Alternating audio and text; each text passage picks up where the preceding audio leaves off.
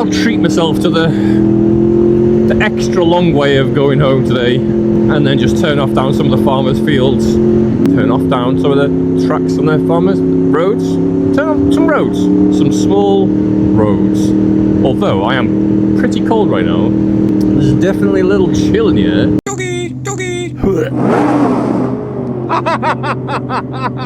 I'm surprised it didn't rain today. It looked like it was going to absolutely hammer it down this morning. Oh, unlucky. Look, at least he's got a proper bike, mate. He's a man bettering his life while travelling. What more could you ask for? Oh, you absolute tool bag. I mean, there's only double white lines, and you were gonna go around him. Oh, although, I mean, I don't know what you do in that situation. I mean, I know what I'd do is I'd go around him straight away. But I wouldn't snug right up to the back of him, so I couldn't see the road ahead, like that guy did, and almost had a crash. Chilly nipples.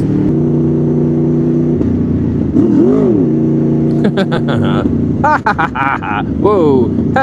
Oh, hell no! Do you know there's one thing, right, that you just don't get in a car, unless maybe you drive something like stupendously expensive or noticeable. It's like the amount of people that will give you sort of a smile and a wave on a bike. I'm not doing anything special. I'm not going anywhere special. I mean, my home is pretty special to me. It's where the coffee is right now, and I really want one. But the amount of people that'll give you like a little wave, a little request for a rev bomb, you don't get that in a Ford Fiesta, do you? In your Nissan Micras, or in your, what's that car? It's a Note, a Nissan. I should know that because my wife's got one. And yeah, in whatever that Audi is, an A something probably. They're all A's, aren't they? Who knows? Don't actually me in the comments, because I don't care about cars, right? There's probably a P1 or something. No, you forgot the P4, 6, 8, and 10, 5. It goes 3 million miles an hour. It'll cost you £5 billion.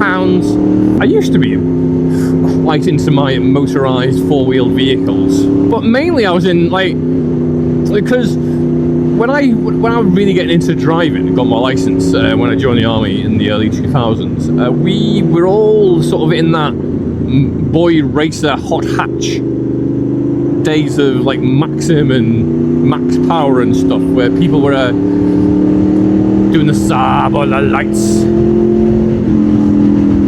You know, you're lowering it, K&N air filters all over the place, big massive bore exhausts.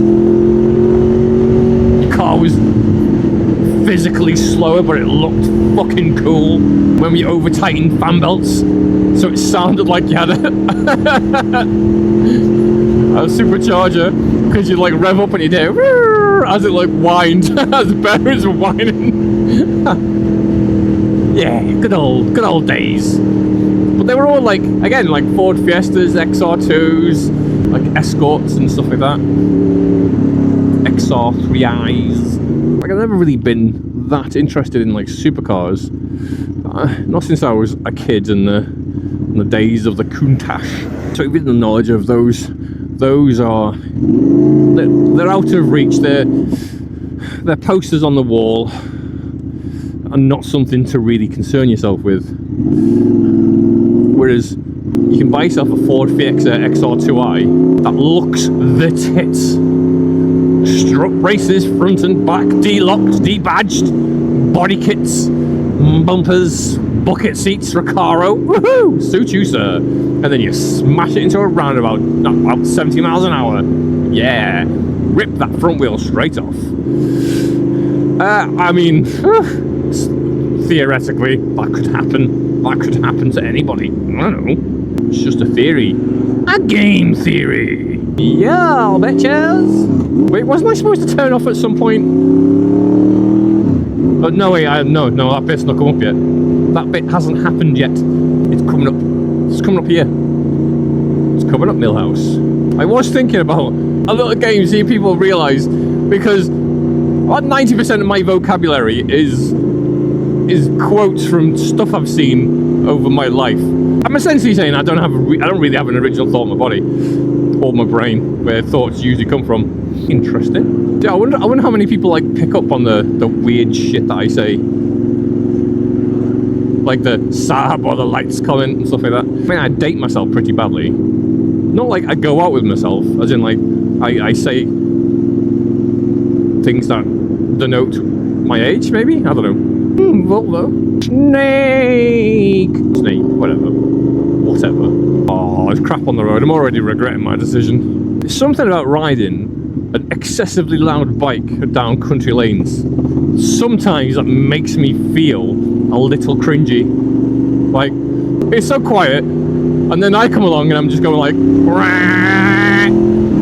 there's peace and tranquility until knobhead Slowbo comes along with his sexy-ass VFR and just disrupts the world for everyone. I think that's kind of why I want something else for like exploration bike. I mean, because these back roads, there's no point going like full tilt on these roads, he says as he's accelerating. It's just, I mean, it's bumpy as hell.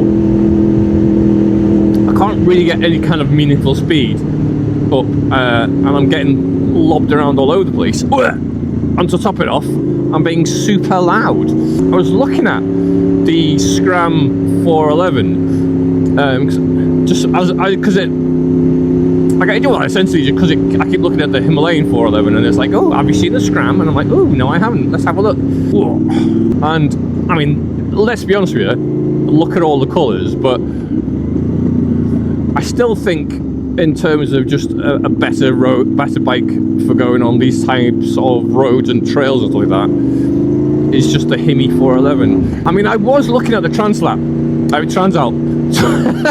Sorry, it looks like it says Translap. It looks like that's what it looks like. I mean, I don't know why you're doing going like that for me. You can get down there. There's loads of room, mate. Loads of room. You know, it's also not a super loud bike, the Himi, and it doesn't sound that bad. I don't think.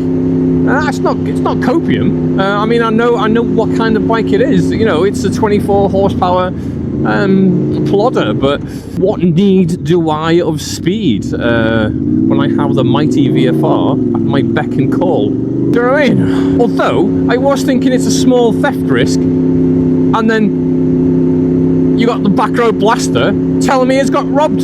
I'm put in Southport of all places. Now I'm paranoid. I'm thinking, oh, it's just gonna get robbed, isn't it?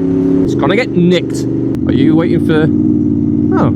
That's very kind of them in the Tizzy Tesla. The camber on this road is awful as well. It just drops. I don't know why I came down this road. It's probably the dumbest thing I've done all day. Yeah. Oh Jesus! I won't be doing this again. Yeah, the road conditions are a little worse than I was remembering them. I thought it was just bumpy. I forgot it was like trying to ride on a dome. No, pipe. On top of a pipe. That's a better suggestion. No one's going fast. That's nice, isn't it? No one's going to go fast and no one's trying to run me off the road. I'll tell you what is weird though. Like, I was under the impression that everybody loves the Himalayan as a little hound, as the little bike that could, you know, the chugger. But no, it turns out there are quite a few detractors that hate everything to do with it. Hate everything that is Royal Enfield, not just the slow bikes. I mean, let's be honest with you, they're all slow bikes. Why am I indicating still? Why am I indicating still? I mean, I know there's that famous picture of the Himalayan that snapped at the head, like the neck bit, whatever that's called, that part of the bike, where the head fell off. Well, that's the only picture I've seen it's happened to. I mean, surely if it was a huge issue, then there would be loads of pictures of people holding the front end of their bike going, no, not just like the one person who has probably been doing a fair bit off-road. Who knows? I could sit on it and realise it's awful. I do know there's quite a few times I've heard like them say if you could be too tall for it because it's like a low seat height bike. You can be too tall to comfortably stand up on it, and I don't know whether I could solve that issue with bar rises. Like I say, I need to go and put my bum hole on one. Yeah, Yeah, that works. I need to sit on one.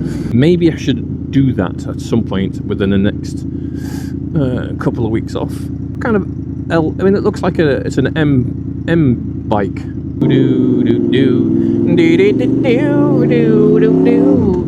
Yeah, I currently think my perfect